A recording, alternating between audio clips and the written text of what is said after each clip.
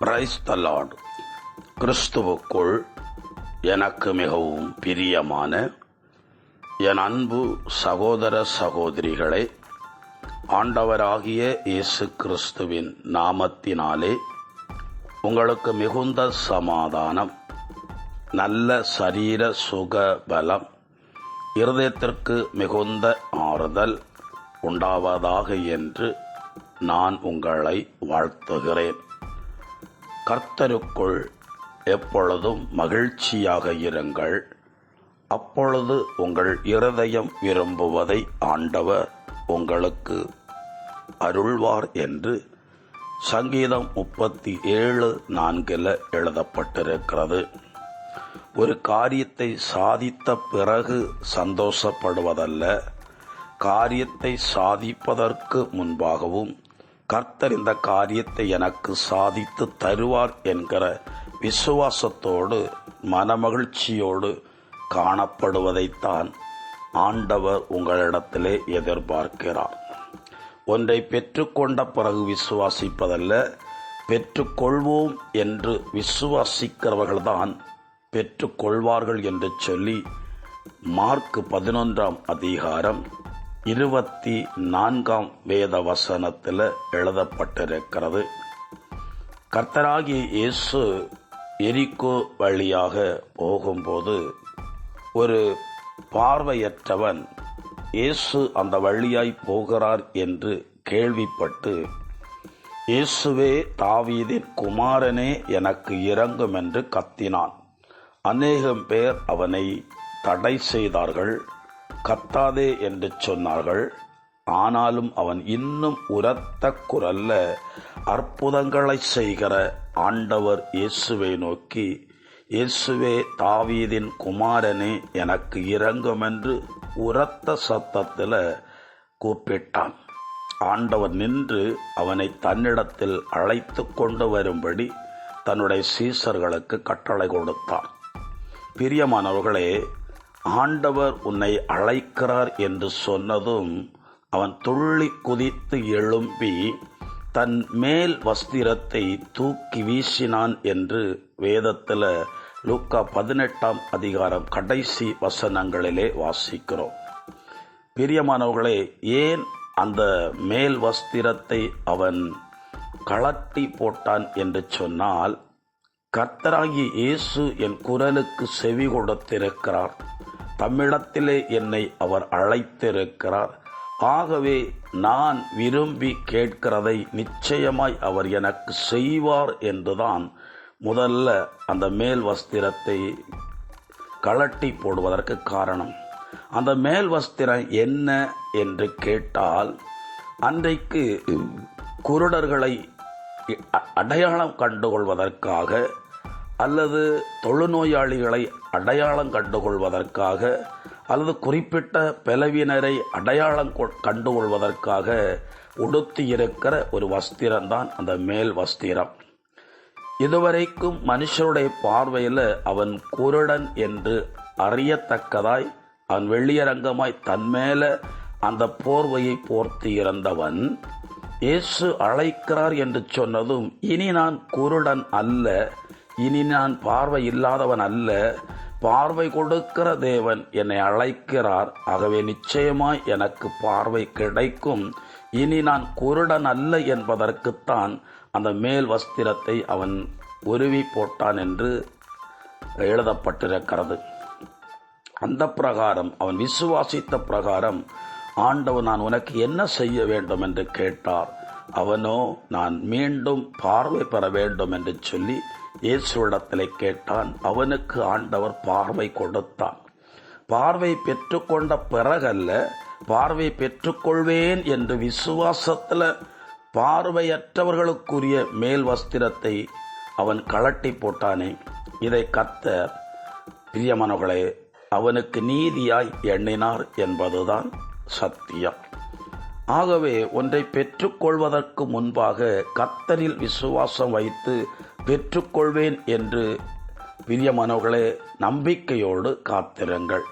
வேதத்தில் ஒரு வசனம் இப்படி எழுதப்பட்டிருக்கிறது. 1 குறிப்பேடு 1 அதிகாரம் மன்னிக்கவும் 1 குறிப்பேடு 16ஆம் அதிகாரம் 24வது இறை வார்த்தை.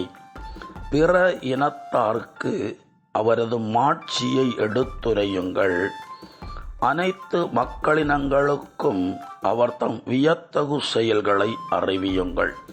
ஆண்டவர் வியத்தகு செயல்களை செய்கிறவர், அதை கண்கூடாய் கண்டிருப்பீர்கள் என்று சொன்னால் அதை உள்ளூர நீங்கள் அறிந்திருப்பீர்கள், உணர்ந்திருப்பீர்கள், அந்த வியத்தகு காரியங்களை பெற்றிருப்பீர்கள் என்று சொன்னால் அதை நாம் மற்றுள்ளவர்களுக்கும் தேவனை அறியாத அந்நிய காரியங்களில் ஈடுபட்டிருக்கிற, அதாவது ஆண்டவரை அறியாமல் அவர்களுக்கு தெரிந்த விதத்தில் தேவர்கள் என்று சொல்லிக்கொண்டு ஆராதிக்கிற அவர்களுக்கு மெய் தெய்வத்தை அறிவிக்க வேண்டியது நம்முடைய கடமையாக இருக்கிறது. அந்நிய தேசத்தில் ஒரு சிறுமியை கள்வர்கள் பிடித்து கொண்டு போய் விற்று போட்டார்கள். அந்த பெண் நாமான் என்கிற ஒரு மனுஷனுடைய வீட்டில் வேலைக்காரியாக இருக்காள். சிரியா படையில் மிகவும் பிரபலமான மனுஷன், ராஜாவுக்கு மிகவும் நெருக்கமான மனுஷன் இந்த நாமான். ஆனால் அவனுடைய சரீரத்தில் திடீரென்று ஒரு குஷ்ட ரோகம் நோய் உண்டானது. ஆகவே அவன் வீட்டை விட்டு வெளியே வராதபடிக்கு முடங்கி கிடந்தான். பல மருத்துவர்கள் வந்து மருத்துவம், கசாயம் எல்லாம் செய்து பார்த்தார்கள், கொடுத்து பார்த்தார்கள், கொஞ்சமும் குறைவு இல்லை. அந்த வீட்டில் வேலைக்காரியா இந்த சிறுமி, என் எஜமான் எங்கள் தேசத்துக்கு போவாரானால் அங்கே கர்த்தருடைய தீர்க்கதரிசிகள் இருக்கிறார்கள், அவர்கள் இவருக்காக தேவரிடத்திலே மன்றாடுவார்கள், அப்பொழுது இந்த நோய் இவருக்கு சுகமாகும் என்று சொல்லி உறுதிபட பேசினாள். கர்த்தரை விசுவாசித்து பேசினாள். அந்த சிறுமி பேசின வார்த்தையை அவனும் நம்பினான். அப்படியே ராஜாவிடத்தில் போய் சமாரியா பட்டணம் போய் வர எனக்கு அனுமதி கடிதம் தாரும் என்று கேட்டான்.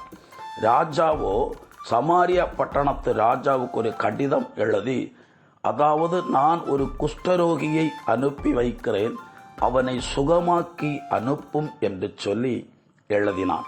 அந்த கடிதத்தை எடுத்துக்கொண்டு அதிகமான தங்கத்தையும் வெள்ளியையும் வஸ்திரங்களையும் தன்னை சுகமாக்கப் போகிறவருக்கு காணிக்கையாய் கொடுக்க வேண்டும் என்று எடுத்துக்கொண்டு வந்தான்.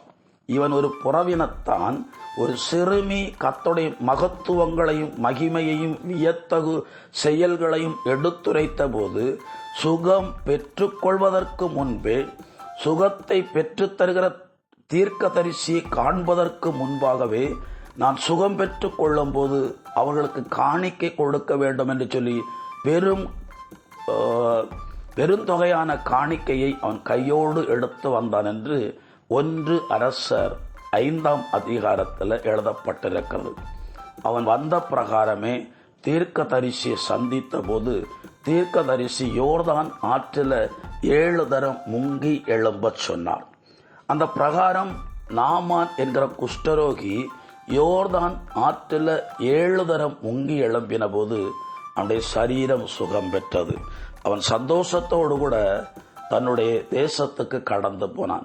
நிச்சயமாய் இனி தன் தேசத்தில் அவன் சும்மா இருக்கவே மாட்டான். காரணம், கொடிய, அதாவது மருந்தினால சுகம் பெற்று கொள்ள முடியாத குஷ்டரோக நோயிலிருந்து கர்த்தர் எனக்கு சுகத்தை கொடுத்தார் என்று சொல்லி அவன் எல்லாருக்கும் கர்த்தருடைய நாமத்தை, கர்த்தருடைய வியத்தகு காரியங்களை எடுத்து சொல்லி இருப்பான்.